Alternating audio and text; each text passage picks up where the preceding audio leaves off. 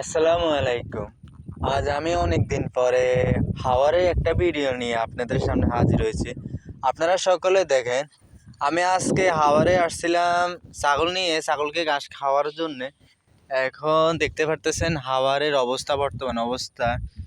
যদিও আপনাদেরকে আমি 1 মাস হয়ে গেছে ধান কেটে নিছি, তখনকার ভিডিও দিছিলাম, তখন হাওয়ারটা অনেক সুন্দর দেখা গেছিল।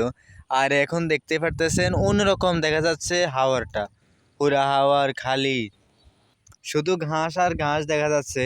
এই যে ছাগলগুলোকে নিয়ে আসছিলাম এই হাওয়ারের মাঝে আমি ঘাস খাওয়ার জন্যে, এই যে পুরা হাওয়ার খালি, চতুর্পাশে আপনারা দেখতে পারতেছেন পুরোটা হাওয়ার খালি।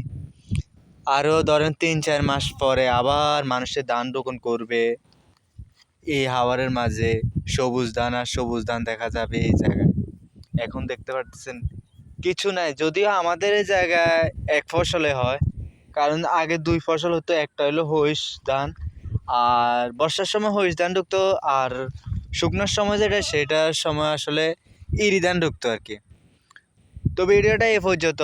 যদি ভিডিওটা ভালো লাগে তাহলে লাইক কমেন্ট শেয়ার করতে ভুলবেন না। সকলে ভালো থাকবেন, সুখে থাকবেন। আল্লাহ হাফেজ।